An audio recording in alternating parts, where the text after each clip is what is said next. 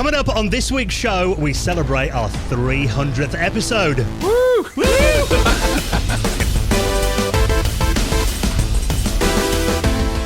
The Retro Hour podcast is brought to you each week with our wonderful friends at Bitmap Books. Now, their latest book is incredible, The Secret History of Mac Gaming. If you thought the Mac wasn't a gaming platform, it spawned some of the biggest franchises in gaming history. Mist, Halo, SimCity, to name but a few, and this spans over 480 pages. You can check it out right now and the rest of their retro gaming books on their website at bitmapbooks.co.uk. Hello and welcome to the Retro Hour podcast, episode number 300.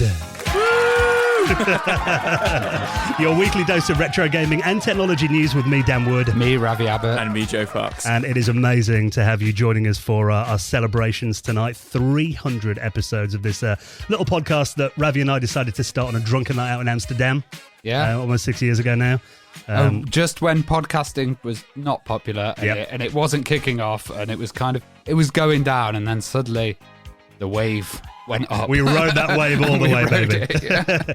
But it is, the fact that we thought we put a couple of shows out, didn't we, and see how well it did, and the fact that we're still doing this every week, I had this mad idea of getting a guest on every single week, which actually in hindsight was pretty nuts to do, but we've done it, with our incredible listeners and our patrons and all these guests that we've had as well. We've got just an archive that I've got to say I'm really proud of. Yeah, the main thing that I love about the podcast is that it's an archive of developers and telling the stories.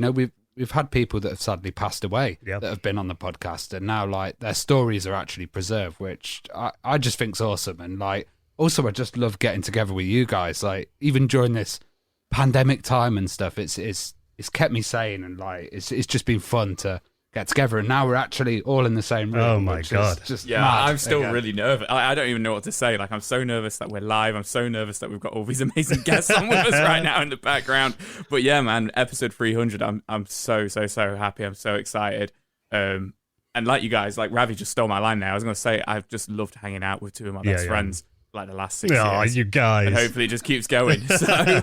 Well, we are actually in studio for the first time in 18 months. I can look across the table into their beautiful faces.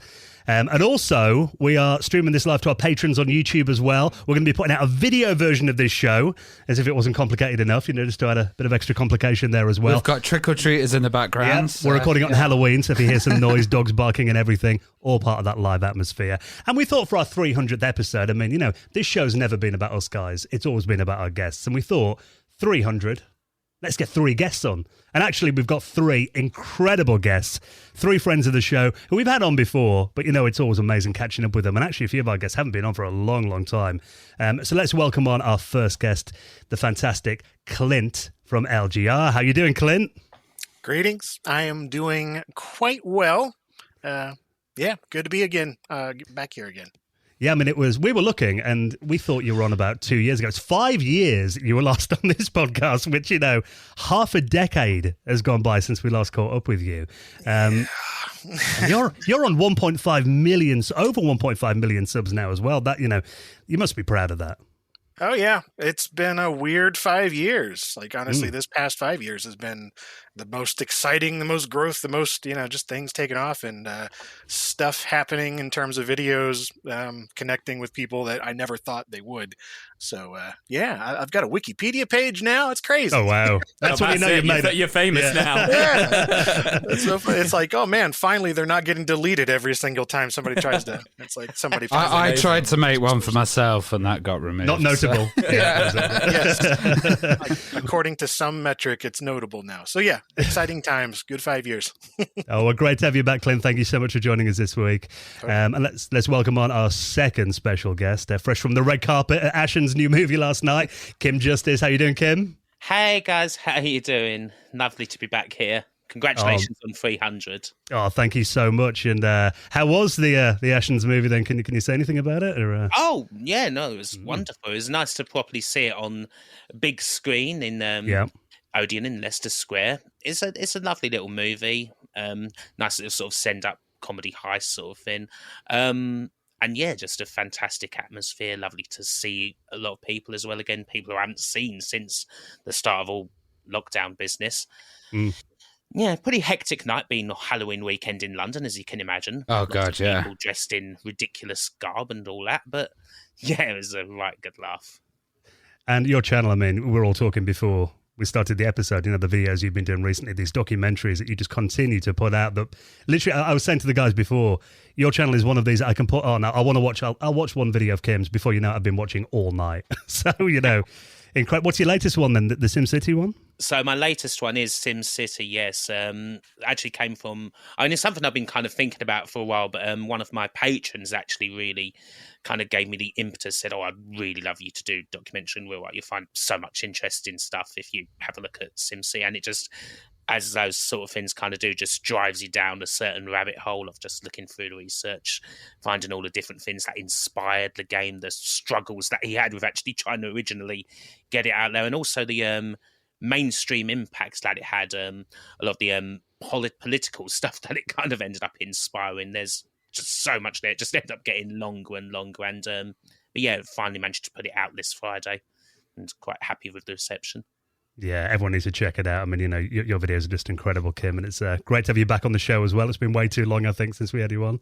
Thank you. And next, he had to come on and, keep up his title of being our most frequent guest because we love him so much. This is Dimitris from Modern Vintage Gamer. How you doing, buddy? I'm great. Thanks for having me on, gents, and Kim. It's great to finally meet you. We're talking earlier. I'm a big fan of your work and Clint as well. I mean, Joe was saying he felt a little overwhelmed, overawed with all the guests here. I'm kind of feeling a little nervous myself, believe it or not, but it's great to be here. Congrats on the 300, guys. I've been listening. I'm not going to lie and say I've listened to every single episode, but I've listened to the first episode all the way up till now. Missed a couple along the way, but you guys are just great. You put on a great show, and I listen when I can most of the time, and it's great to be back. Thanks for having me on. Really appreciate that. I mean, your channel as well, another must-watch channel. I did actually see you were disappointed with the N64 emulation on the Switch as well. I was watching that video earlier. Yeah, not happy. Hopefully I'll patch it.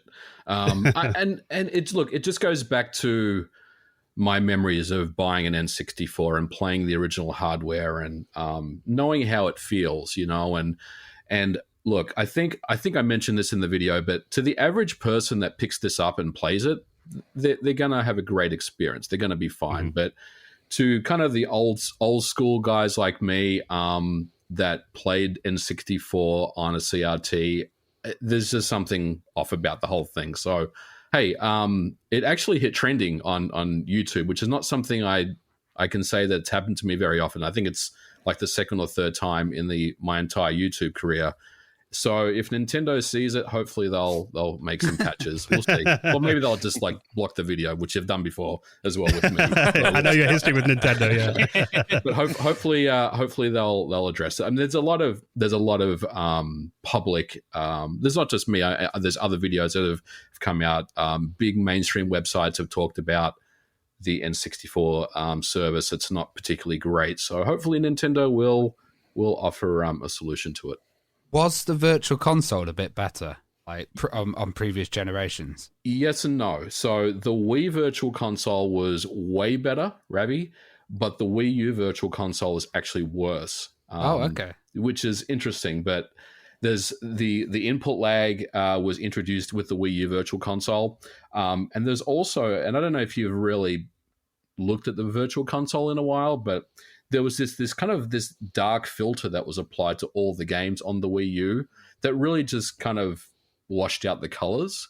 And if you go back and compare it to the Wii Virtual Console, which of course doesn't exist anymore, the games are way better on the Wii Virtual Console.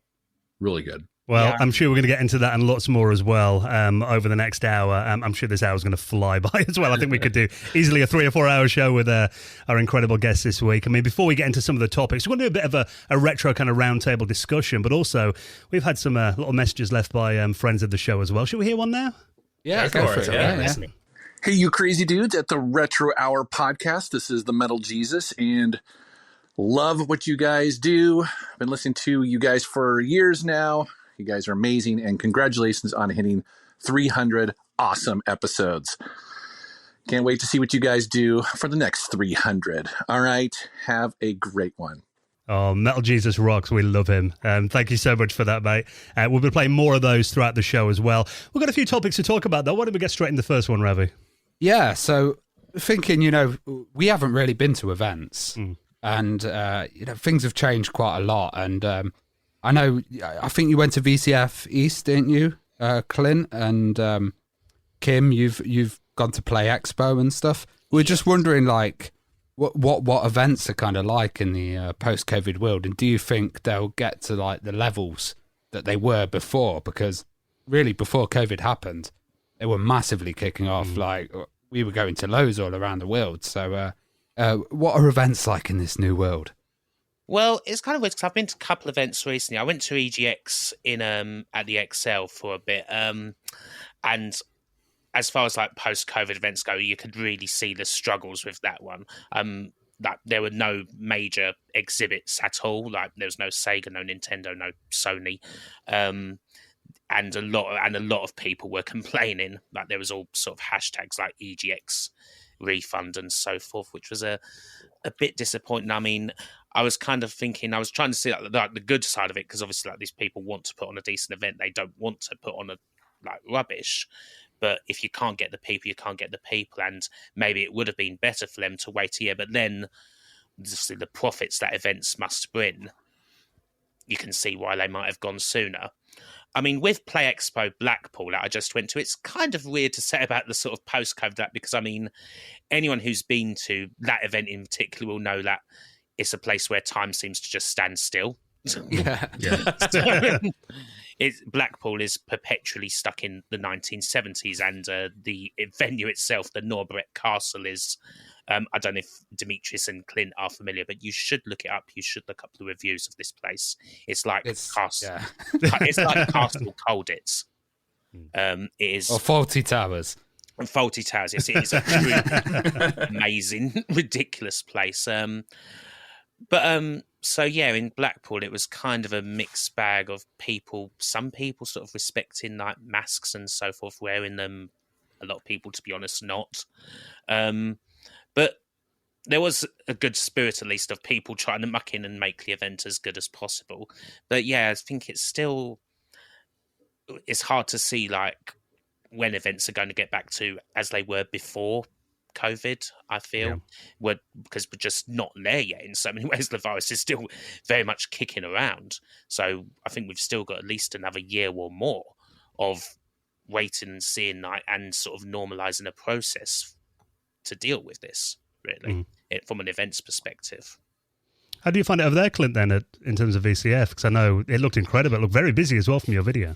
Yeah, it was Vintage Computer Festival Midwest. I know East also happened since then, which is one I haven't attended. They're all kind of their own little thing. But the Midwest one, they did a really good job in terms of making it as decent as possible for everyone to get in and get out and keep things clear in terms of entrances and exits and all that. Very clear signage. And there was a mask mandate by the local county health, whatever it is. And so thankfully, everybody that I saw anyway were sticking to that. So that made it easier instead of just having it be an optional thing when it's enforced by somebody up higher, and they're saying, okay, well, you can't just gather indoors and do anything you want. So that at least gave it sort of somebody else to hand off the blame to, because people were complaining to me and complaining to everybody else, like, but it is what it is. And so you kind of dealt with it or didn't. So it came there and just sort of had as much fun as we could. It was around, I think, 75 to 80% of the number of people that had attended previously. But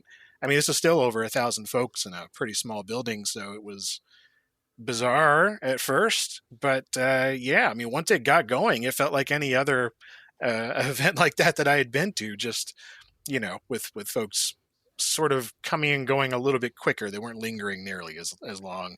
So there was a lot less of just the general hangout vibe. It was just, you came in, did your thing, and went for a lot of the people. Some folks still wanted to hang around, but at that one in particular, there was always this longer, just chilling after the show kind of thing for about, up until midnight.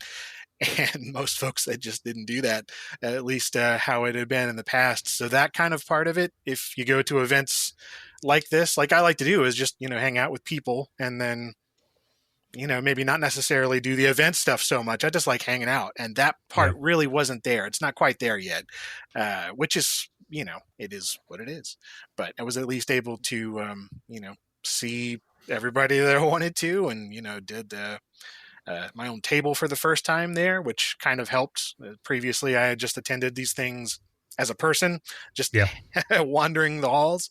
So having that sort of central area to hang helped in my case, just logistically. But it was still, I wasn't even sure up until like 2 or 3 days before if it was going to go on still, just because it felt like that touch and go. There were people dropping out. There were like, half the people, the YouTubers that were going to attend ended up not attending. There were 4 or 5 people that dropped out with that week prior, maybe. So it was, up until the very night of the show, I'm like, is this actually going to happen or not? Like, I don't know what's going on. But it was nice to be able to do. I mean, I would totally do it again if it were under similar circumstances in terms of like having clear rules. I think that was the biggest thing for me.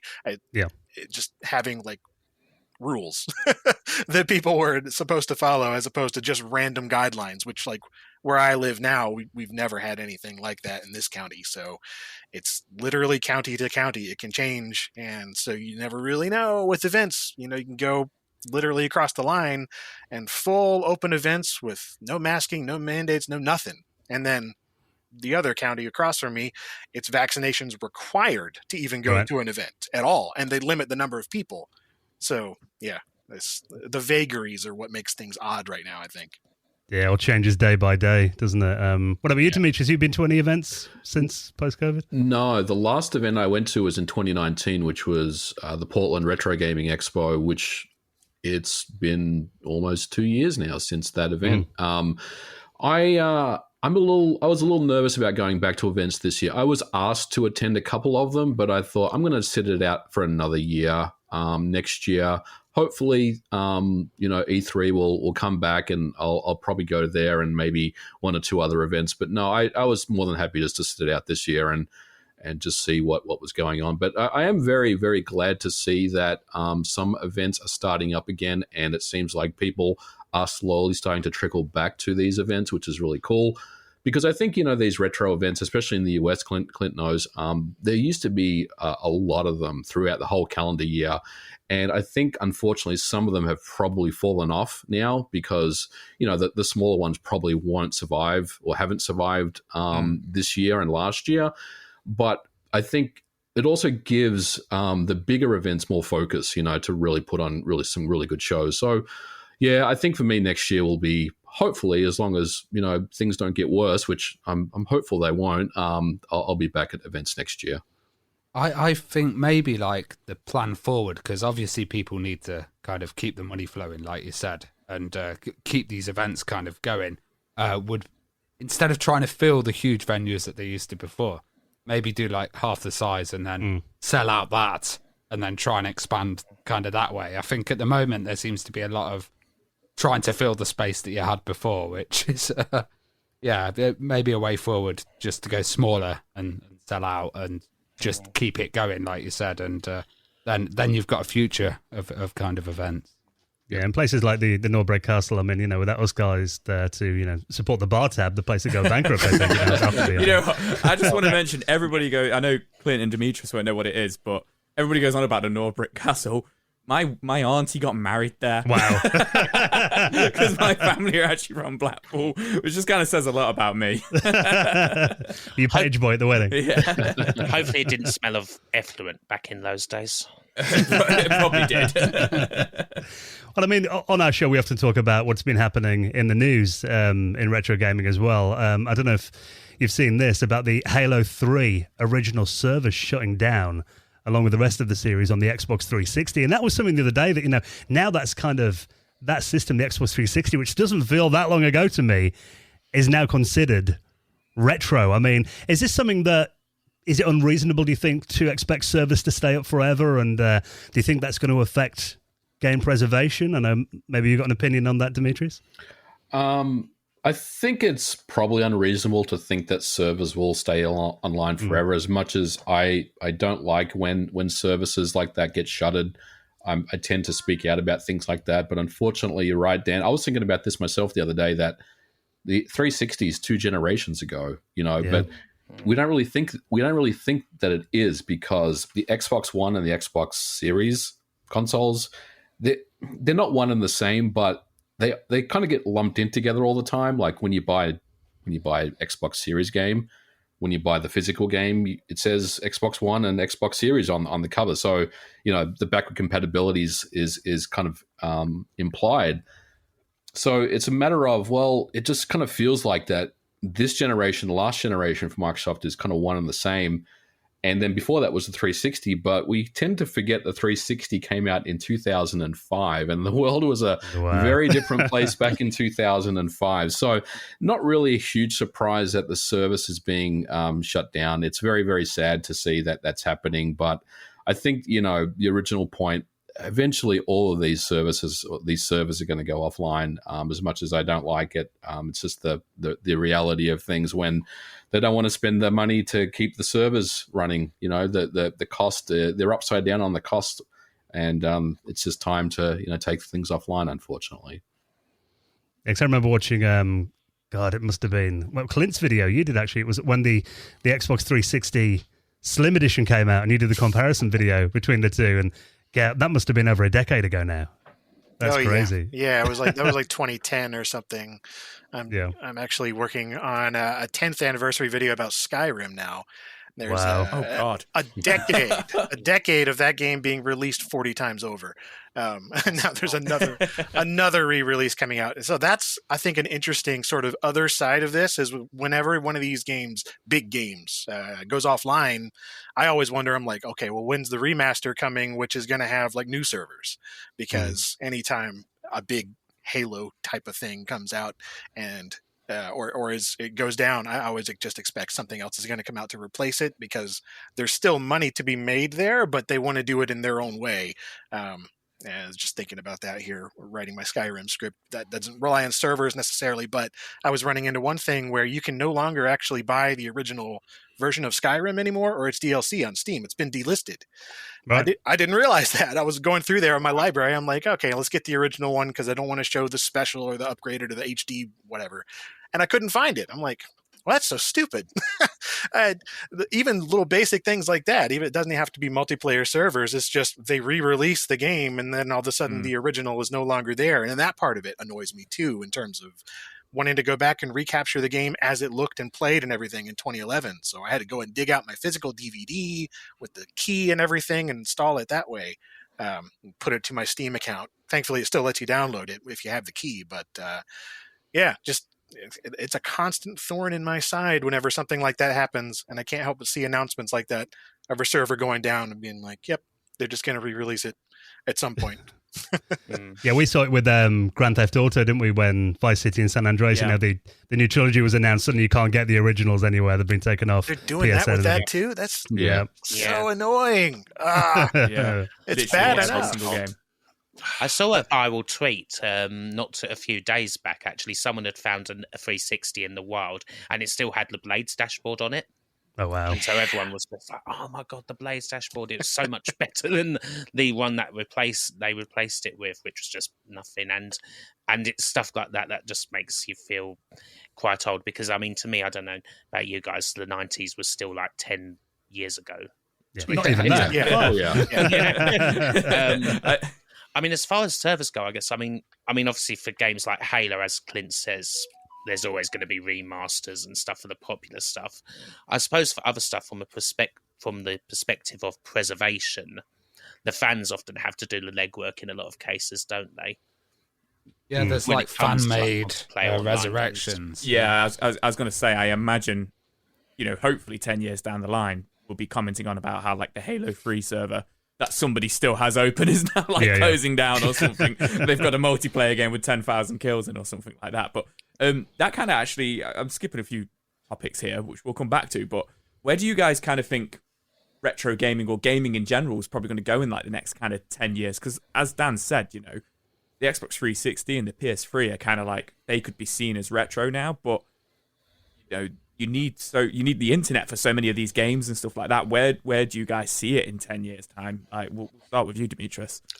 Remakes and remasters, I think, is the way forward. Really, I mean, I worked on Quake.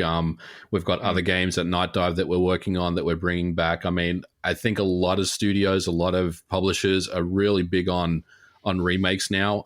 Whether the remake is better than the original is kind of irrelevant, but I think a lot of publishers are seeing the value of remaking. I mean, Dead Space was announced for a remake. I think really that's kind of the way forward with the next kind of generation or two of video games. I think there's a lot of value there for that kind of stuff. What do you think, Kim? I think, remakes again is something that seems to become quite normalized. I remember a few years ago, you'd get a remake announced and a lot of people would complain.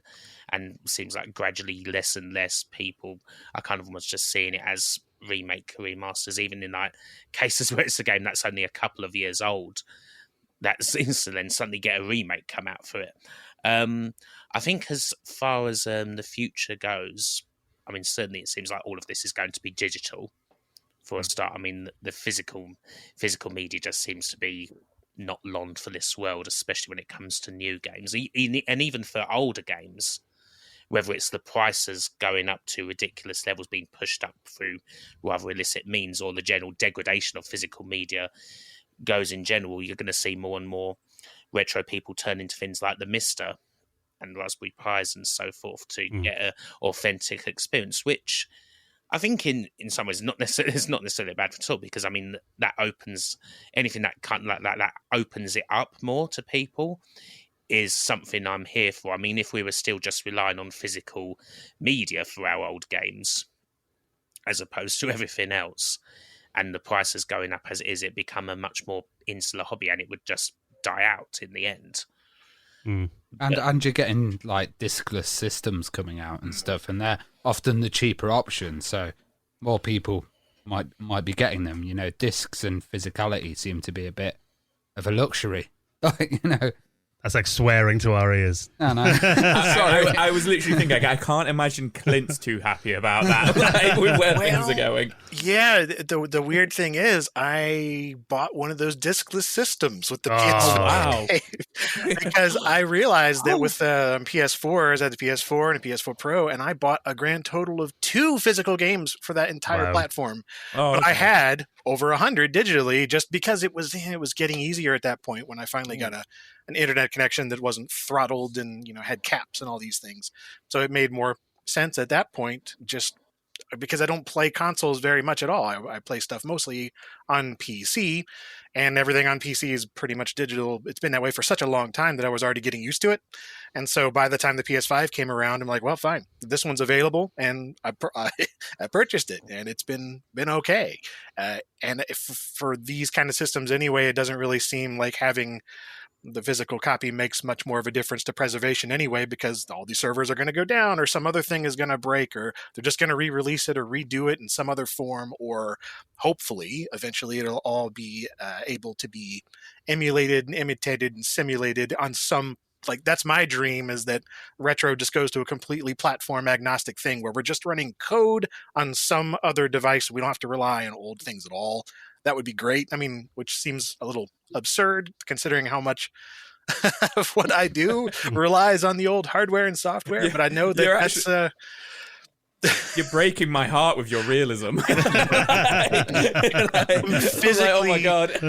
Yeah, I'm physically surrounded by old games and boxes, and I've got a massive collection of things over there. And I've been enthralled with this original Xbox over there that I got the other week, and it's like I'm having a ton of fun with that. But I know that we're in this weird little finite period of time where it's just a transition to whatever's next, and I don't know. I just sort of accepted, I guess, 5 or 6 years ago, where it's like, this is where it's going, and you either embrace it now and have fun now, or you just get really cranky. And I think both they're valid, but somewhere in between for me is where I found the most enjoyment, because there's that trade-off between ease of access right now versus not having it at all later in the future. And I know that they're constantly tugging at each other, because, we're making trade-offs now by not being able to have these things in the future. Perhaps it does seem that way, doesn't it? I mean, if you look at the PS5, the two SKUs, right, the all digital, which I think was the one that they really wanted to push, and then it seems like they just added that Blu-ray drive as an afterthought because people, there was some market research that said some people still want physical games, and the Xbox is the same. I mean, the Series S is an all-digital system, and it's selling very, very well. And then there's the Series X for the physical. So you just wonder what's next, what the next generation will bring. Is it just going to be, they're just going to completely eliminate the drives? I kind of feel like they will. I hate the fact that they will do that, but I'm with Clint. I feel like that's the way things are going. Yeah, it's the way of the future, isn't it?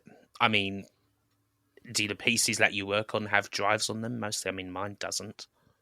I mean, mine still has a 5 1/4-inch floppy drive, but that's that's a little bit of an exception. That's a massive you did make an interesting point there, because I mean, on my Nintendo Switch, pretty much all of my library on there now for the last 18 months has all been digital games.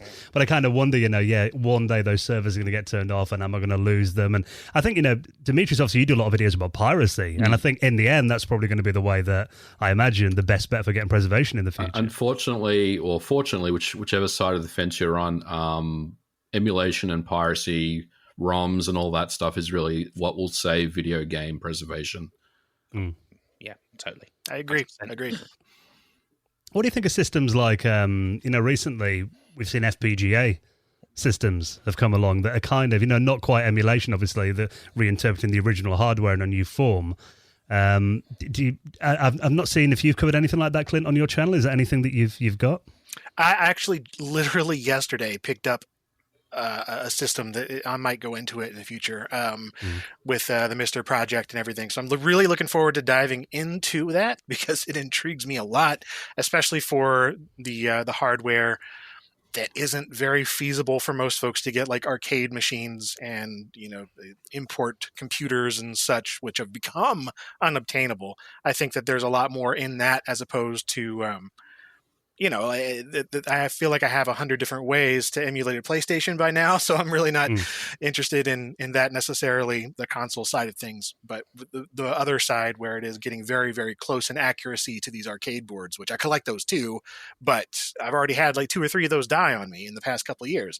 So it's like that kind of thing where it's the more complex it gets and the more able to simulate complex chips in that way, I think is great. I mean, I'm even seeing like computer sound cards for MS-DOS machines being recreated with a little FPGA on an ISA card, which is nuts, and then all of a sudden you can get these chips that haven't been manufactured in 25, 30 years and just stick that on a board and then add that to some other machine that I already have. I think there's a ton of potential there that we're just beginning to see in terms of getting these older, impossible to remanufacture chips put on some other system like that. And again, going to that sort of dream of mine of just being platform agnostic, whatever, just have a thing that does it all and does it to such a way that is indistinguishable from the original, especially for the really unobtainium stuff.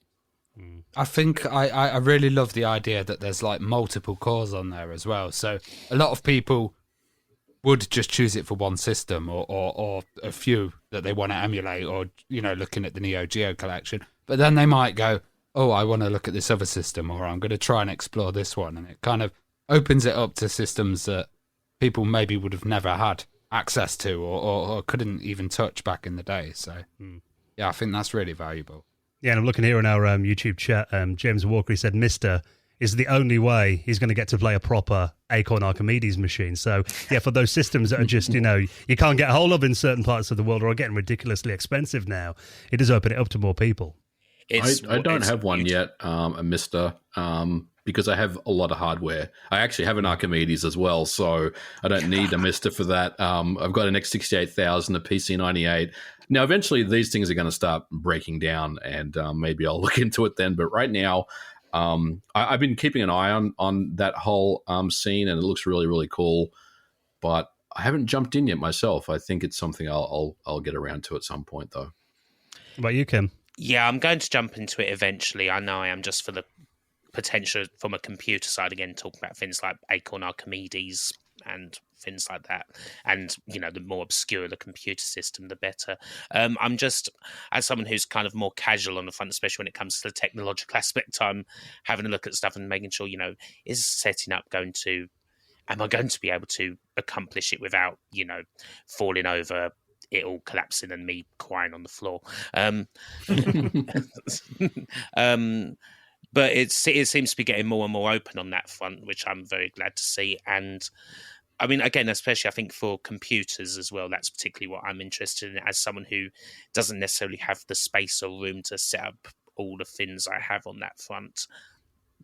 Having it all in a little cube, like as accurate as can be, is incredibly appealing to me to get that experience. Yeah, it interests me as well because obviously, Dimitris, you mentioned then you've got an Acorn Archimedes in the US.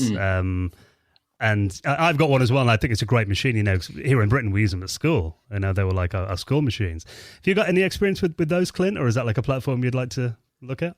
Oh, yeah. I saw my very first one at Vintage Computer Festival Midwest, actually. Oh, wow. I have always been intrigued by that whole platform, being early on, the risk-based stuff and, sort of that competitor-ish to the Atari ST Amiga scene. It's just fascinating. I've got a number of games that I'd like to try. The Archimedes version of SimCity recently came in from Neil, actually, RMC, and he sent that over, and he's like, "This is terrible. You can have this version." So, okay, sure, I'll add it to my collection. But I've never actually had any experience other than just tapping on the keyboard and looking at that one at the show recently, and just I don't know, the aesthetic about it. I guess it's the design cosmetically looks really great for some reason. I don't know, the different color keys and the layout and just that style of machine. We didn't get too much over here. That I'd love to grab one sometime. And there are some games on there that I actually think I'm going to get hate now, actually superior to the Amiga versions. Lemmings is Lemmings on there. It's fantastic. You're right. You're right, Dan. I agree with you. Lemmings is really good. There's some games that are better on the Archimedes than on the Amiga. I've got a couple of big box Archimedes games. I've got about 7 or 8 of them, and some of them are superior. There's no question. Archimedes Elite is really strong and really looks lovely. Yeah, it kind of feels very at home on that platform, being the spiritual successor to the BBC Micro, doesn't it? Oh, yeah, for sure. But yes, Archimedes SimCity, not so much. That was done by Chrysalis, of all people. Oh, yeah. Well, they were a company that did a lot of ports, weren't they, of games from other platforms to the Archimedes. Some were some were good, but they weren't all hits. There's even Wolfenstein. There's an official Wolfenstein port. I have the floppy disk for that as well, and that it's really, really cool. It's it's an official port, so it's a fascinating system to kind of dive into and read up on. Well, it's interesting having Kim and us guys been over in the UK and you guys been in the US. It's quite interesting to talk a bit about the retro market. I mean, obviously, Clint, your famous thrift episodes, some of my favorite videos that you do on your channel. Have you been thrifting recently, and have you found any bargains, or is it getting harder these days now that people know the value? Yeah, it's an interesting mixture of people knowing the value, the thrift stores knowing the value, or at least knowing how to look on eBay and find a value. And then a lot of folks knowing where I thrift now and then going to the stores and finding everything before I get there. Which that's an interesting side effect I didn't really think about. There are people that make pilgrimages just to come and see the store with whatever is in the video. So I haven't actually found much recently at all. In the past year or two in particular, it's extremely dried up. So it's one of the reasons maybe there's just more people out there looking. But of course, now I'm finding more and more of the stuff just ends up overpriced and either put up on the Goodwill auction site or eBay or something along those lines, because it's very rare that I find anything retro gaming related. And whenever I find something retro computer related, it's usually like a copy of, I don't know, Printmaster Gold or something. It's still in the box. Like, it's just mostly boring and stuff. I bet you bought that. I mean, yeah, sure, but I had to. It's something. Yeah, it's something, right? Just to see anything at all that is within that realm is. I mean, I used to find every single one of my Xbox games that I have. I found all those thrifting, but that was all over 4 years ago now. I mean, every single one of those was found between like 2012 to 2016 or so. And that was sort of a sweet spot, I think, for finding that kind of. I don't even find those Xbox, PS2, GameCube, none of that. And yeah, even I don't know. I just can't remember even the last time I saw a game in a thrift store. I guess that's. What about you, Dimitris? Yeah. Kim, sorry, yeah, go ahead. I guess that's just a vicious. I mean, there seems to be a vicious cycle. I think obviously not just yourself, Clint, but anyone who does that sort of video, like. It seems to get harder and harder over time. I mean, when you started thrifts, you were finding things like Tandy Coco in the world and that PCXT. Right. And I remember people like the Game Chasers, like in their early episodes, they were finding things like Little Samson, that Flintstones game. And for them, I think constantly for yourself, and for them, they keep talking about how it gets tougher and tougher. And obviously fans are saying, oh, why don't you make more thrifts episodes? Why don't you make more Game Chasers? And the simple answer, I suppose, is we're not finding the stuff. It's getting harder and harder to find the stuff that you can really make a video on. With that in mind, like, kind of leads on to kind of my next subject. What do you guys kind of think of the current kind of retro games market? And do you think there is going to be a bust soon? Do you think it's going to crash soon? Or just kind of going back to what we were saying 5 minutes ago, with everything going digital, do you think it's just going to keep getting, I don't want to use the word worse, but just more and more expensive? Like, where do you think that's going? Yes, it's going to get more and more expensive. As much as I hate to say it, we've got. You're going to kill me with realism now. Yes, sorry, Joe. We've got groups like Heritage and Wata that are artificially driving up prices of games that are common games, even though they're sealed. I see N64 boxed sealed games now on eBay for ridiculous prices. I've got Dreamcast collection of games, and someone the other day said to me, have you seen the price of Cannon Spike on the Dreamcast? And I was like, yeah. I bought that for $15, in a used bargain bin. And you go on eBay and you look at it and you're like, what's happened here? So I, as much as I want to say that there is a bubble and it's going to burst, I just don't think that's actually accurate. I think the prices just keep going up, and now we're kind of into that generation of PS2 and Xbox and GameCube games. They're kind of the sweet spot for collectors now. The prices of those games are going up in price. I mean, OG Xbox, Clint, you did a video. All those games probably cost you like less than $5, right? From thrifting. Some of those games now are becoming quite expensive to buy, and once we're done with the GameCube and the PS2, it's going to be PS3 and Xbox 360 games. They're very, very cheap right now, but in about 3 or 4 years, I think they're going to be really up there in price. And I think the cycle will just continue and continue and continue. I do think that, some systems will kind of taper off a little bit as far as market value. But overall, if you take a look at the overarching retro game collecting / buying used prices, the market for that, I think in general it's just going to keep going up.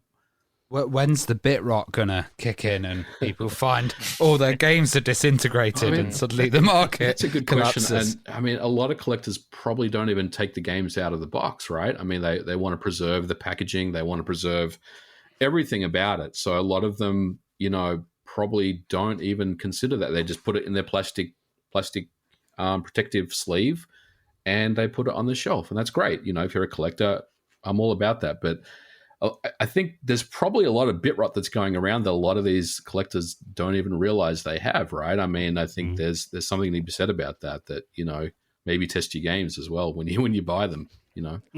I'm looking at Kim's collection, behind her. She's got an incredible collection of games, and is there games there that maybe haven't played for 10 years that you haven't even checked the discs and you don't know? Absolutely. Probably quite a lot of them are games that have just kind of been sitting there because I can always think of a more convenient way to play them.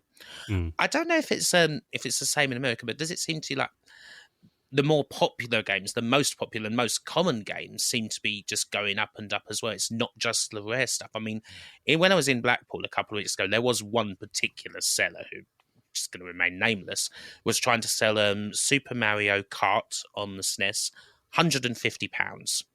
Wow. Sonic 2 on Mega Drive, £30 for a game that I can think I can get on eBay for a $5, if that. Yeah. It seems, and those most popular games are just going up and up, and it does feel like, unfortunately, we have been saying that the bubble's going to be bursting soon.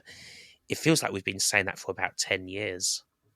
And this is what frustrates me as well. Like, people are doing that with games that did sell, in the hundreds of thousands and probably in a couple of millions as well. But my concern is exactly what Dimitris just said there, is in 10 years' time, people are going to be trying to sell copies of Halo 3 sealed, which probably sold like 20 million copies, and they're going to be trying to sell it for like hundreds of pounds, or hundreds of dollars or whatever. Like, that really frustrates me, because it's like, gaming 30 years ago, some of these games, like you say, Kim, they are rare because only 50,000 of them came out, or 100 or whatever, or 10,000. There was a limited run of them. Whereas game consoles, which we're going to consider retro in the next decade, there's tens of millions of them out there, and that's why I kind of feel like the bubble I want the bubble to burst because I want to carry on collecting, but I find it so hard to comprehend that. There's 100 million copies of GTA. Like, why is it expensive? There's also the rarity of people snapping up these very well-known, super popular, high-selling games and then just holding on to them. So if there's enough people doing that and just holding on to every copy of GTA 3 that they find, eventually there's going to be no copies of GTA 3 for anybody else to find, even though it's sold gangbusters. But eventually it's like that, especially with the sealed stuff. Those, I know that's becoming more and more of a weird topic, but it's been happening with PC games for a very long time now too. And that drives me just how in the world are some things selling? Like, I saw a copy of King's Quest V with the bad artwork, like the awful re-release box of King's Quest V for DOS, and it went for $500. Oh wow! I actually have that on my shelf right here. Yeah, I've got like 2 or 3 copies of it. Like, it's just, why is this going up there in value? It was sealed, I guess, and so that's it. It didn't even matter that this was a game that if you get it unsealed, $15 all day long online. But any of those, like you'll see a sealed copy of Fallout, for instance, or Fallout 2, and that's well over $1,000 now. And that's just you could find them. It was always a little bit more valuable than others, but when I got mine, it was $45, and that was not even that long ago. So yeah, I don't know. It's constantly. What are you paying? What are we paying for? For that, you're paying for a bit of plastic. That wraps around the gate. Yeah. The only reason I like buying sealed is because I like to unseal them and have that new experience. That's what I do too. I generally open all my games. I mean, I go have a couple of sealed things, but most of the time I will open my games. Yeah. Do you get hate, though, on your videos when you do that from some people? Like, you should never open them. Yeah. Every single time, yeah. But I just I just have to say the same thing. Like, I don't like my games being in a cellophane prison. I would like to take them out, let them breathe, get that experience that I never had as a kid or as a younger adult or whatever, and being unable to afford a game or completely missing out on a game. And or a piece of hardware or anything like that. Like, I think that's a really special experience. And at the very least, I like to make a video about it so I can share some of that. I'm not keeping it all to myself necessarily. I'm trying to make a good video. And to be honest, I think it was kind of funny when people were saying at the Xbox that I unsealed or just opened up that was still in the box recently, and we're like, oh, how dare you do that? You could have sold it for such and such amount of dollars. But I'm like, yeah, well, I guess that's just too bad. I'll just have to cry into my ad revenue about that one. It kind of paid for itself in that case, if you really want to make it all about money. But for me, it was just, I never had one of these things back then. I really was excited to have that experience that I always dreamed of having, seeing these demo units and, smelling the cables for the first time and plugging it in and get the disk drive running a disk for the first time, however long it's been sealed up in there. It's really exciting. And I don't quite understand the sealedness of it other than the fact that they look nice on a shelf, but at that point, you're just sort of catering to other people who are also inflicted with your sealed sickness, I think. Who are you trying to impress? So, I think it's like we all wish that the bubble would burst, so collectors can get games and stuff. But like looking at stuff like sports when they buy players, and it just increases in price forever. And I think that's just going to probably happen, sadly, with video game collecting. And systems might come in and out, but it'll just keep going, and more ridiculous headlines will come out, and more ridiculous sales, sadly. I'm looking here in our chat. John Taylor, he's been looking for a copy of Moonstone for the Amiga. And Edvin Helen said there's one currently on eBay for one guy's trying to sell it for £300 in Norway at the moment. John had a copy of it, but his mum gave it away to a charity shop when he was at university. And that makes me think of the amount of things. I mean, I'm not proud of it, but I did go through a stage when I kind of got out of retro systems and I threw 2 Amiga 1200s in the bin. What? An Amiga 500. What? This is still a Commodore 16. I remember actually physically putting in the bin. And it's, you think back now, I wish I didn't do that and how much those systems are worth. But have you got any retro regrets, anything like that in your history, anyone? Oh, pretty much my childhood games all went into a skip. When we moved house, it was just like, we need room. And I wasn't into it at the time. And so, all my nothing that's behind me pretty much is from my childhood, unfortunately, because all Mega Drive games, SNES, PlayStation, all the old stuff, just like, don't need it anymore. I've got other things. And then it was only probably about 3 months later or so that I just thought, what on earth did you just do? Oh, and I bet you ended up rebuying all of them as well. Yeah, I've rebought quite a bit, not all, but so when it comes to things like Mega Drive games and that, because I did have some good stuff back then, which unfortunately just went into a landfill somewhere. Oh. We need like a documentary like the ET style one where we dig up the landfill. Well, obviously, Dimitris, you moved halfway around the world as well. I mean, did you bring your collection with you, or is that something you've rebought since you've been in the US? Half of it's still back home in Australia, and one of the really great things I love when I go home and visit mum and dad is I go into my old bedroom, I go into the garage, and I always find something that I had, from the 90s or the 2000s, and I'm like, damn, this is actually worth a bit of money. So I'm going to bring it back with me. So I always dig up some box PC games or some more uncommon Saturn games or Dreamcast games, and I just kind of take them back with me.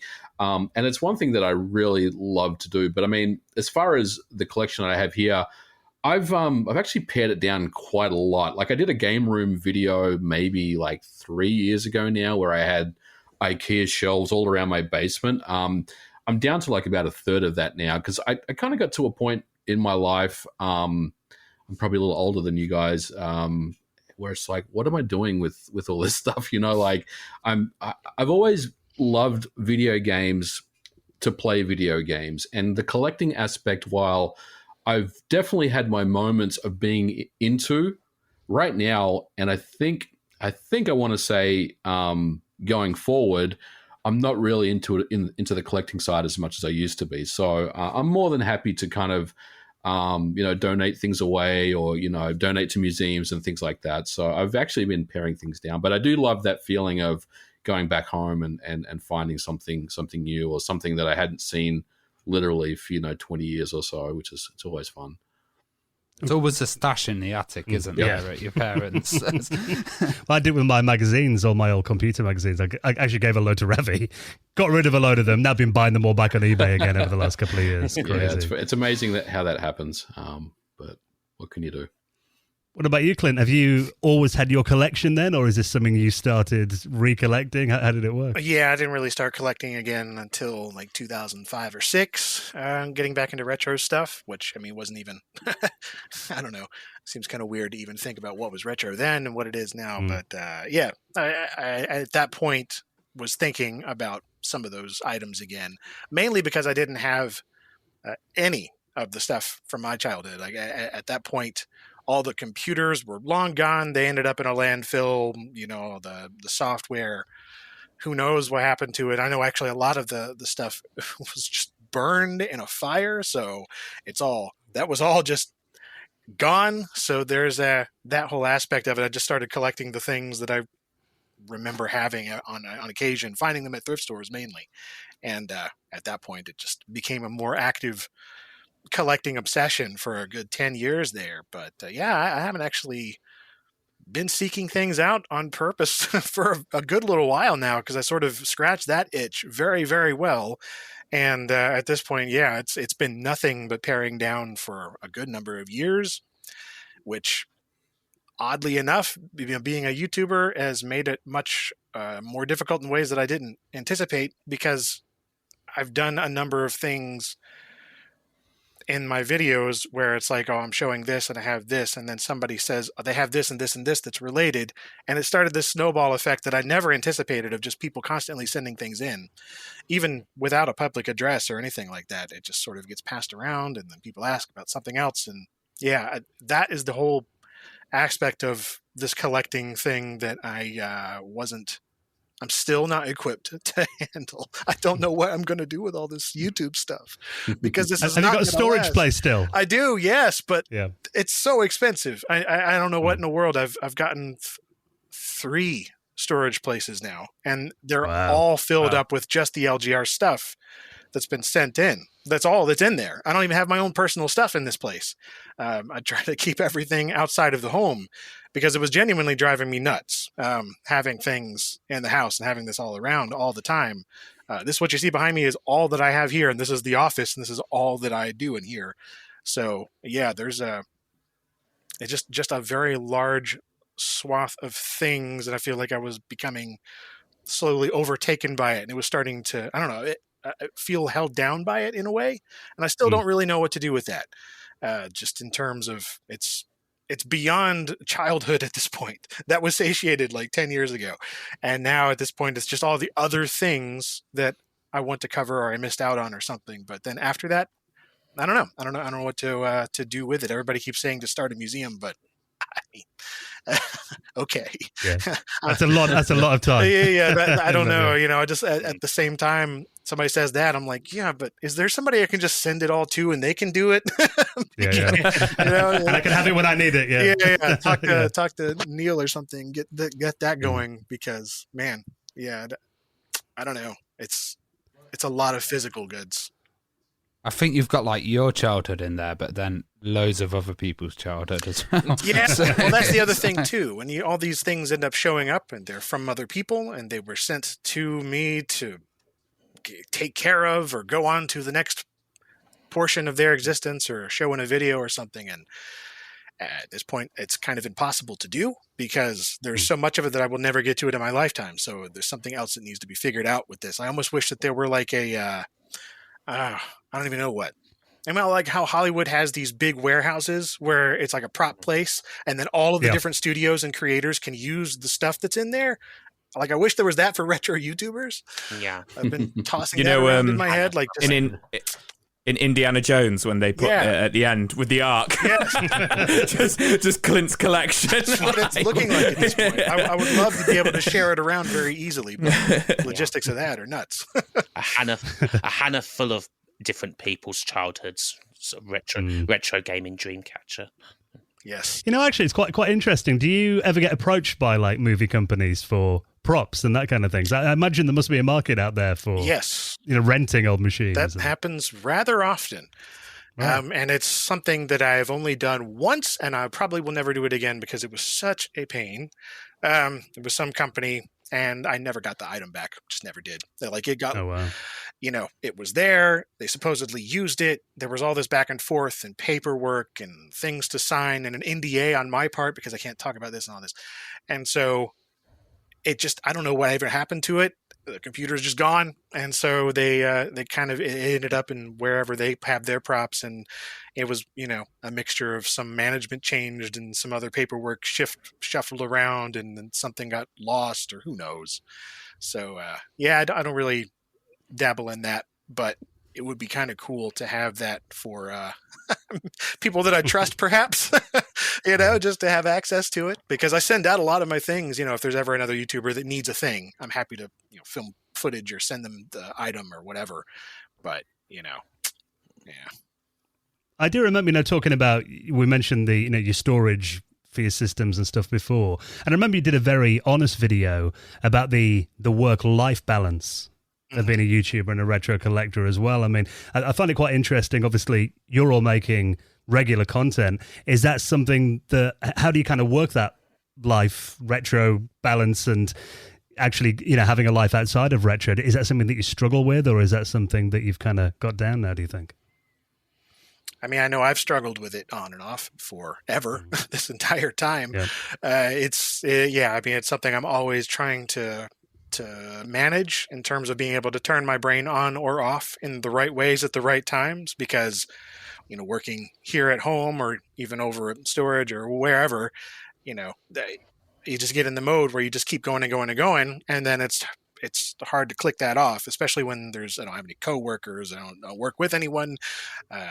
Don't have anybody else to really answer to except myself here. So it's very easy to just keep on working for, multiple days straight. And then I just sort of wear myself out for that week. And then it, sort of snowballs.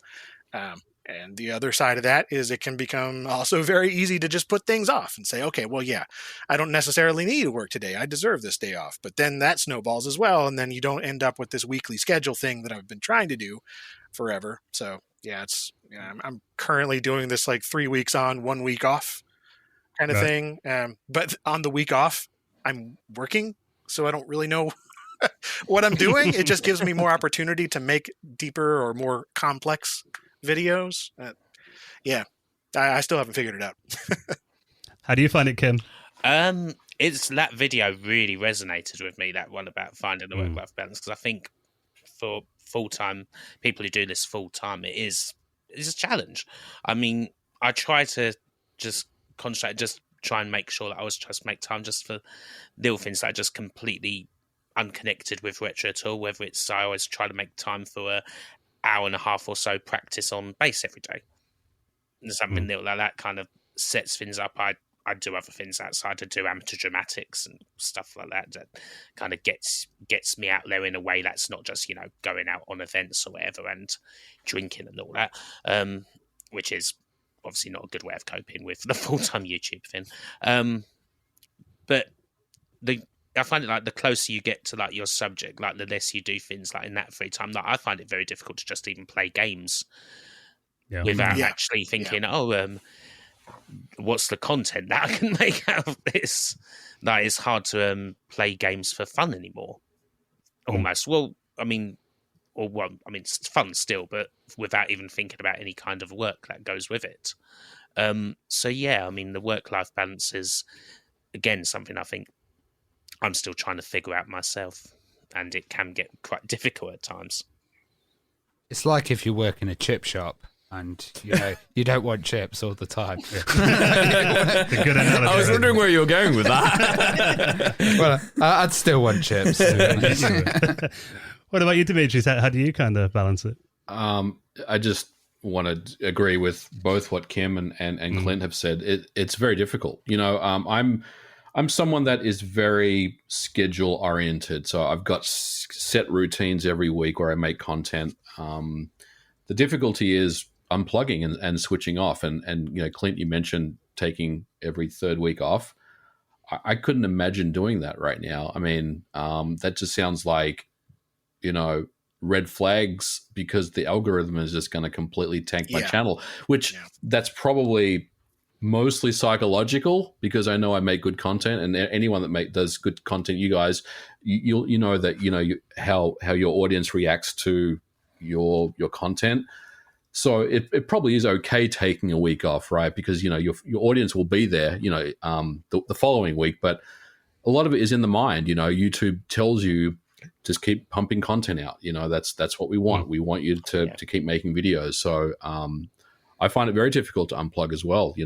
I'm mostly working on weekends, to get videos out for Monday. And that's kind of the way that I've been doing things for the last 3-4 years. And I've tried to stop working on weekends, but I just can't. And so it's really now, what can I do to change things around? And, I'm struggling with it as well. I I'm not gonna lie about it. It's something that's very, very difficult to do. Once you get into YouTube and then you kind of get some success and you start making money, it's very difficult to kind of, push the off button and just kind of step away for a little while, because, you just don't know what's going to happen when you get back. And, I think that's the reality of content creation at this time.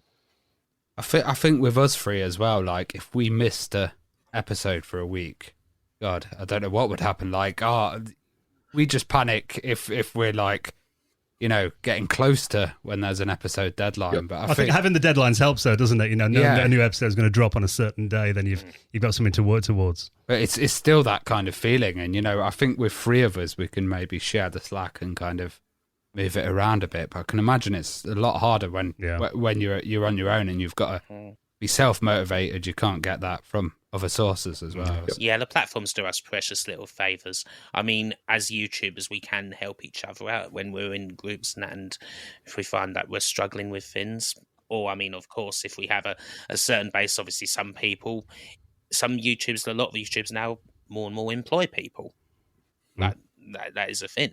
But yeah, it can be very, very tricky to keep things going. I mean, regardless of whether it's YouTube, Twitch, Patreon, depending on how wide your base is, it's like spinning plates, basically, isn't it? And that's the metaphor, isn't it? Making sure nothing falls off. And always at the mercy of that algorithm. That I think YouTube, if they had it their own way, you'd upload every single day, wouldn't you? I mean, it does have a psychological effect. Yeah, I mean, they want you to upload every day. That's the thing. I've always kept to like a weekly schedule, and sometimes I'll drop a midweek video, but there's no way I could do a video every single day. That would just completely kill me, I think.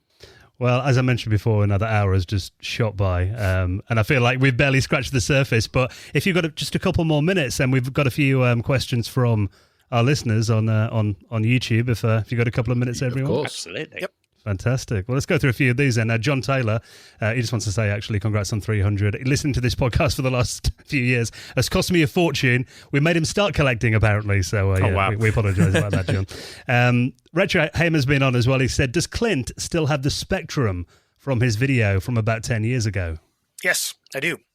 And a whole ton of interesting peripherals and add-ons and flash devices and things that have shown up since then that I have been meaning to cover in some sort of follow-up. And here it is a decade later, and I still haven't done it.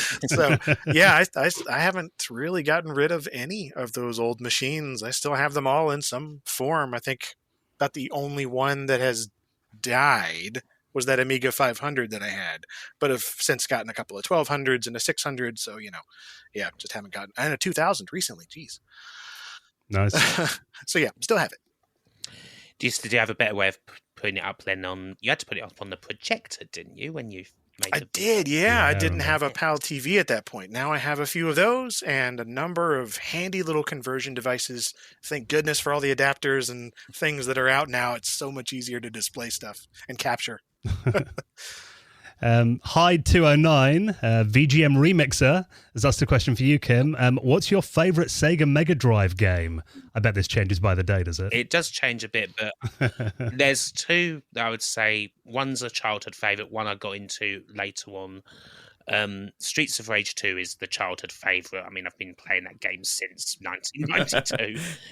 Joe's with you there. It's, to me, as far as it's everything that a beat 'em up should be, really, from the music just to the range of moves, the range of characters, the sets. It's just, I can't think. There's nothing I'd ever want to change about that. The other one that is something I actually got into a fair bit later was Phantasy Star 4. I mean, I'm not a big RPG person, Jeremy. I mean, but the few that I have played to any degree are games that I love dearly, and I played through Phantasy Star 4 a few years back now, and it was just a wonderful RPG experience, one that kind of really touched me in ways that are quite personal. Actually, in a lot of ways, it's had a great effect on my life without getting too soppy about it. So yeah, those two would be definitely the ones for me by some distance. Edwin Hellen's been on. He said, question for MVG. Will you port anything to the Amiga in the future? Oh, man, I would love to go back and do some Amiga stuff. I really, really miss working on that system. It's so much fun to port games to the Amiga, but I just don't have the time right now. But I will. I don't want to close the door on it because I want to get back into that stuff because it's so much fun. So never say never, but just, I guess, keep an eye on my channel. We'll see what happens. This next question, oh my God, this is a difficult one. Gideon's been on. He said, if your guest had to run down to just one system, so if you had to cut your collection down to just one system, what would it be? What about you, Clint? Could you pick one? Yeah, it would be my favorite. It may not be the most versatile, but it's my favorite. The compact Presario 425, little all-in-one 486 system, DX4 overdrive, and 20 megabytes of RAM. Yeah, it's just my favorite little system. I've had it longer than anything else. Picked it up, saved it from the trash in high school. It was going in the garbage in the dumpster that day, and I just surreptitiously took it home when I wasn't supposed to. And I've had it ever since. It's great. It's complete. It's basically turning orange at this point, but it's fine. It's earned that yellowing. What about you, Kim? Goodness. I think today, and this is something that would, probably change every hour, seeing as I'm wearing a Sensible Soccer t-shirt, I think I'm just going to have to say the Commodore Amiga 1200. That was the system that got me into Amigas, and I think if you had a Commodore Amiga, you'd have so much stuff that I think still kind of relatively unspoken about, undiscovered, whether it's from like the late period or even from the prime years of the system. There's so much to learn still, I think, about what people were making on there over the course of its time. So yeah, it's a system that I adore, and I guess today I'll pick that one. The others would be. What about you, Dimitris? Yeah. I'm going to go with the Amiga 1200 as well. Nice. I absolutely adore that system, and it's so cool. It's so compact. You can just put it under your arm and walk around with it. It's awesome. It's expandable. You can connect it to the internet. You can accelerate it. You can add memory, compact flash.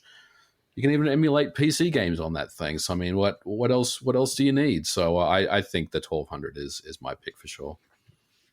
I do love the A1200 as well. Actually, I built this studio here to do work in. I was in about 2 days. I've got an Amiga 1200 now over to this side, all set up. But I spent about 2.5 hours trying to set the Wi-Fi up instead of working the other day. With the ST behind your head. Yeah, and the Atari making an appearance there as well. This is quite an interesting one. Did Kim ever progress the X68000 she was bringing back to life a few years ago? That's from John Taylor. If I just tilt this camera up a bit, you can see it still, I think. Yeah, no. Yeah. Unfortunately, right. I just don't have the space. And I'm as I kind of alluded to earlier, I'm not the most electronically minded person. I'd love to, and as soon as I saw it on Facebook, I wanted, because it's like 30 odd quid for what is essentially just it's a shell. It doesn't have it has like the board, but it doesn't have like a hard drive, pretty much power supply, any other components. And I sort of ways that they could be gotten, but it's just not something I ever really managed to get around to. I mean, it's cool sitting up there. It's a nice thing to have. I will probably have to get rid of it at some point just because it's massive and it might buckle that IKEA shelf eventually.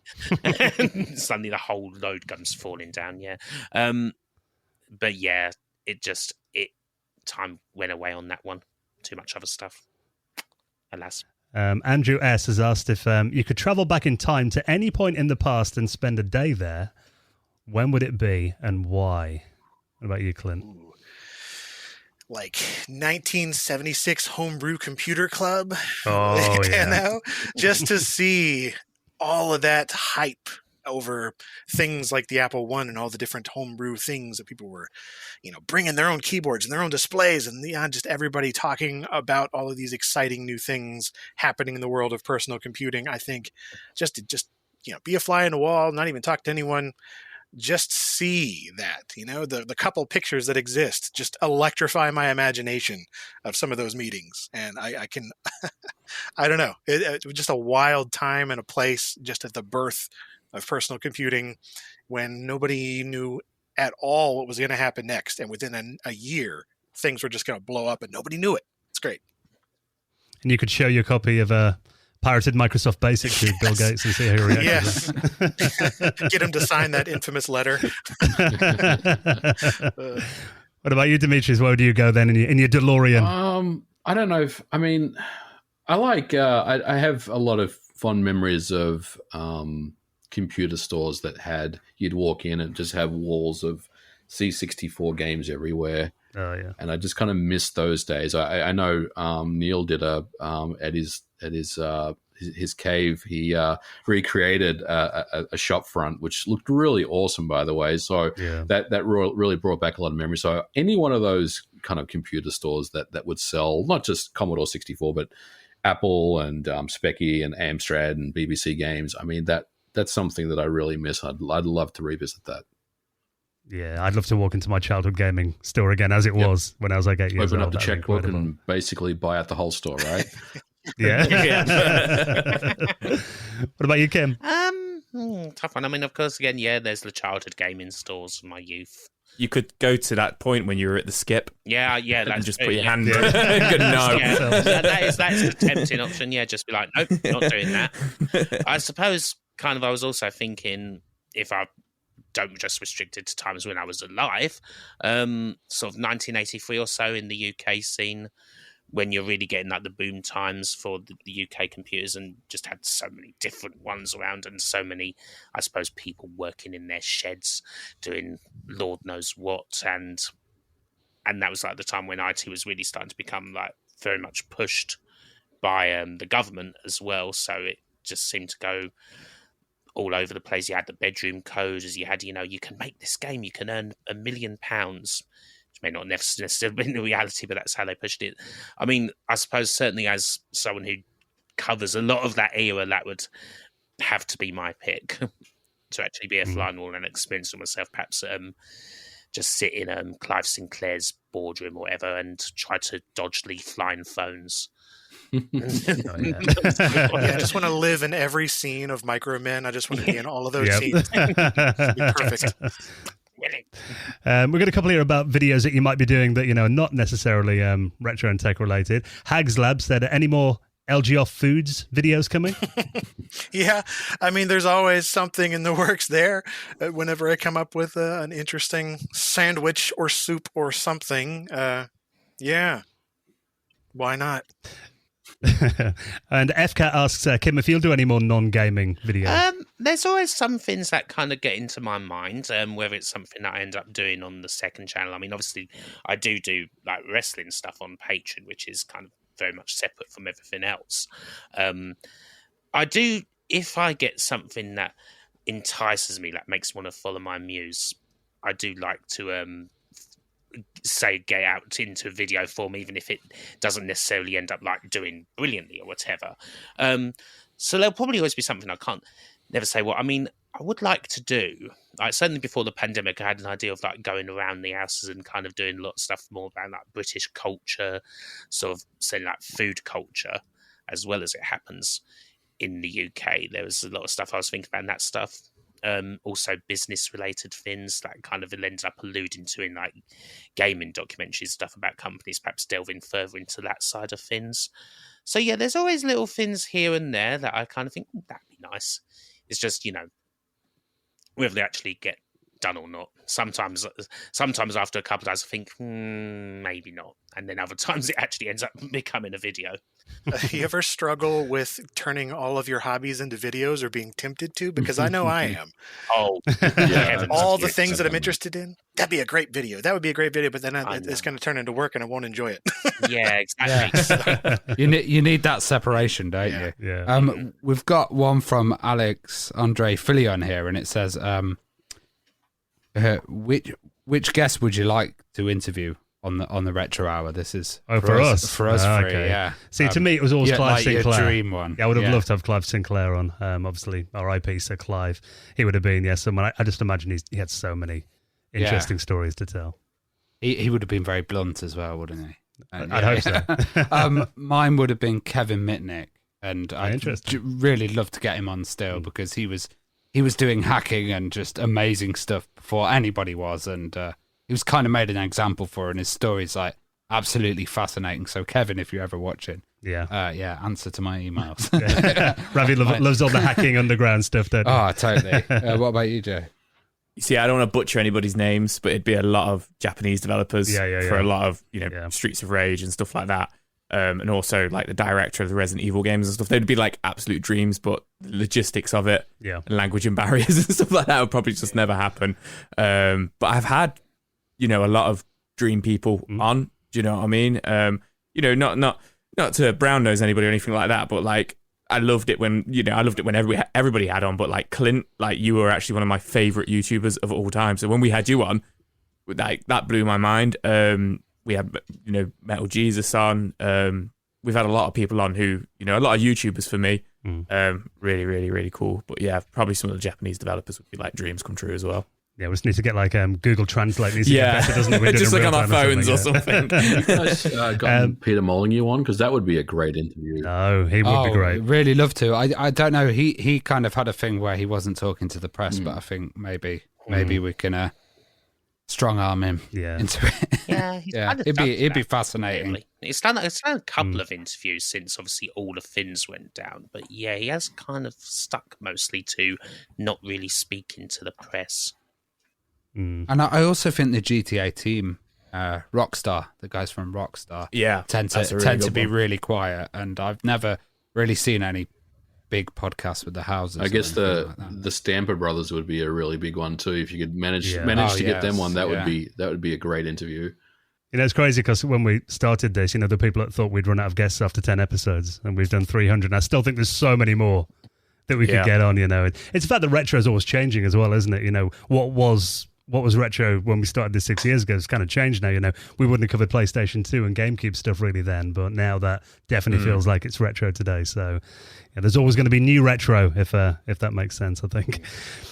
Just got time for a couple of more quick ones from our chat here as well. Ewan Matthews has said, after MVG's work on Quake, if he could remaster any other game, what would it be?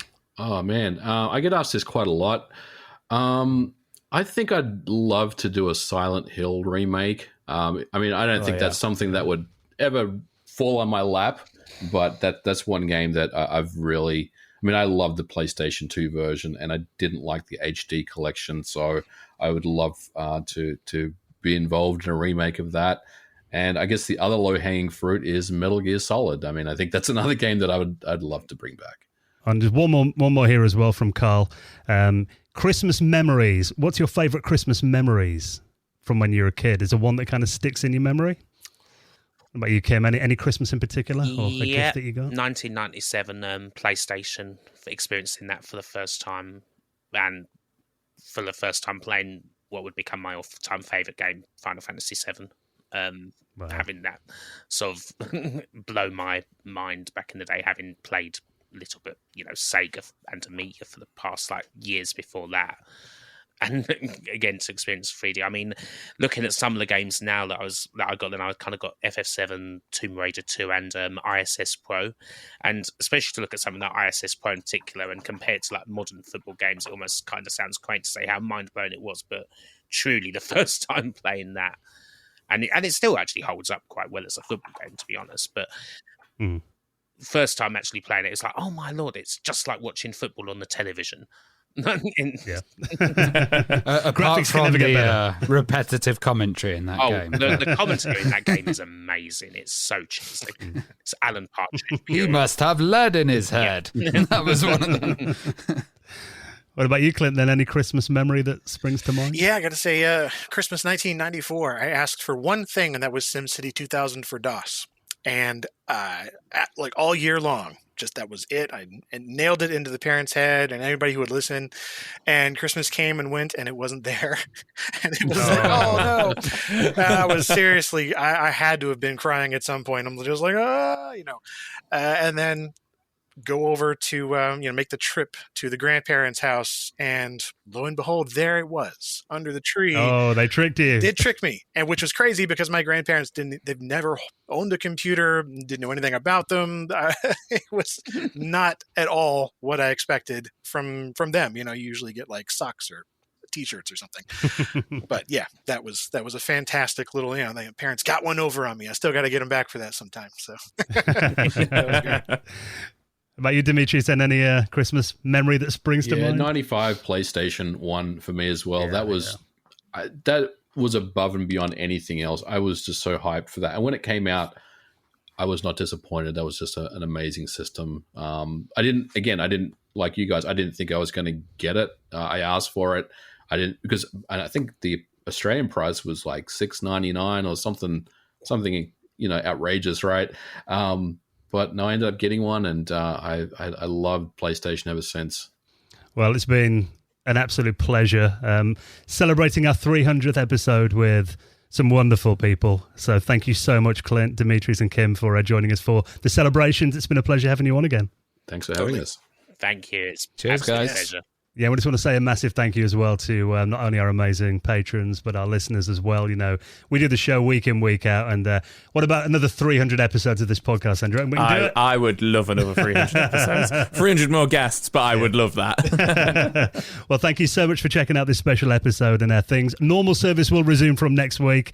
I think the Christmas quiz is going to be the next big thing, isn't it? Which is only about 4 weeks ago. I will regain my crown that I never had. And Rabbi's come last every year for 6 years now, so it could all change. But thanks again to our amazing guests, and thank you for listening. We will see you next week. Happy 300th episodes, Dan, Ravi and Joe. Bet you didn't think 6 years in you'd still be doing this show. Just want to say a big thank you for entertaining me on long commutes, keeping me sane during COVID, and mostly for building a sense of community for us all through the show, Discord and social media. The archiving of the interviews will help preserve our joint passions, and you should all be proud of your achievements. Roll on, episode 600. Hi Joe, Dan and Ravi, it's Neil from sunny Aylesbury here, wishing you a big congratulations for your 300th episode. Hope you're out celebrating somewhere where there are lots of retro arcade machines to play. My favourite episode is actually one that you recorded recently with Dino Dini. It was really interesting to hear his thoughts on the rivalry with Sensible Soccer and the impact that had at the time, and also that's to this day still. Hope you managed to make another 300 episodes and keep up the good work, and I look forward to listening to the episode when it comes out. Bye. Hi gents, Gideon here. Just wanted to send over my congratulations for hitting the big 300 show. I've been a listener since the early days. Bit of an Amiga nut, so I remember stumbling across the podcast for the first time and thinking I'd struck gold here. And you talk about things like the Amiga demo scene and shows like Bad Influence. Standout episodes for me would be the Charlie Booker and the Dominic Diamond interviews. And I love the monthly Patreon hangouts as well. Starting to feel like a real monthly virtual pub club. So I really look forward to that. Not much more to say, really. Just you still be really proud of yourselves. It's a great show. The amount of content you've covered over the past 299 shows is crazy, really. So well done. Cheers, Dan, Ravi, and Joe. Hopefully you'll be here in another 300 episodes' time. Take care. Bye-bye. Hello, guys. How you doing here? Garth here, a.k.a. Retro Hammer. Just wanted to say a huge congratulations on reaching 300 episodes. I'm trying to think. I think it was episode 5 where I may have found you. Let me see, Tim, right? 4 or 5. And to be honest, I've been listening to every single episode since, guys, and it's been absolutely brilliant. Keeps me going for my walks to work, and usually when I'm sitting around just playing a bit of retro myself, like everybody else. Either way, guys, I'm looking forward to many more interviews, especially some of my favourites. Hopefully may come back in the future, like, again, the Oliver Twins, maybe even Dominic Diamond, who's probably my favourite interview so far. And cannot wait, guys. Let's look forward to the 1000th episode. Hey, guys, my name's Scott Garrett, and I live in Central Texas. Love the podcast. Congratulations. Here's to the next 300, y'all. Hi guys, congratulations on reaching show number 300. Listen every week and your show inspires me to keep adding to my retro collection at northdevonretroarchive.co.uk. Keep up with the good work. Here's to another 100 episodes. Hey, Wiz1976 here, calling from the UK. Wow, congratulations, happy 300. What a journey over the past 6 years or so. Fantastic work. You all work so hard. Just thank you for what you do. It sheds light on the dark moments and on the happier times. It's the cherry on top, so keep up the good work. They say that nostalgia is homesickness for the past, and well, you definitely satiate that. Keep up the good work. It is truly enjoyed by many. Bye. Celebrate good time. No, sorry guys, we won't go there. Hi guys, it's Rich Pemberton, aka Retro Fun for Everyone. Just wanted to say a massive congratulations, 300 episodes. What a huge achievement. And not only that, I just wanted to say a personal thank you for the amount of time and effort it has put in to put those 300 shows together. I'm very pleased to be a patron of you guys and some of the extra content, to understand the amount of time and work that goes into putting those shows together. I really want to say thank you. So personally, to Dan, to Ravi and to Joe, thanks very much guys for the hard work you've put in over the years. It really has made many of my drives to and from work and to other places fly by. Especially, like I say, growing up in the 80s, starting off with the Master System all the way through, console guy really for many years. Understand a little bit more about the computer side with Dan and Ravi and some of the guests. It's been fantastic. So once again, thanks so much guys, and here's to the next 300 episodes. All the best. Hi Dan, Ravi and Joe, my name is Tej. I've been listening for a few years now. I wish to honour your commitment to and passion for the podcast. I feel like I'm among friends, just having a weekly catch-up. Congratulations on your 300. This is FCAT. So 300 episodes in, I think I started talking to you even before the podcast, if you can believe it. I think we've been in communication. 300 episodes in, you're running out of things to talk about. You may have to change it to the Retro Lionel Trains Hour. But that's all I wanted to say. Keep up the good work. Maybe we can get to episode 600. Good morning, Retro Hour from New Zealand. Even in episode 2, there wasn't any doubt that you would fly past 300 episodes. Happy 300th birthday, Retro Hour. Ravi, Dan and Joe, have a great night and enjoy 300 more, as we will.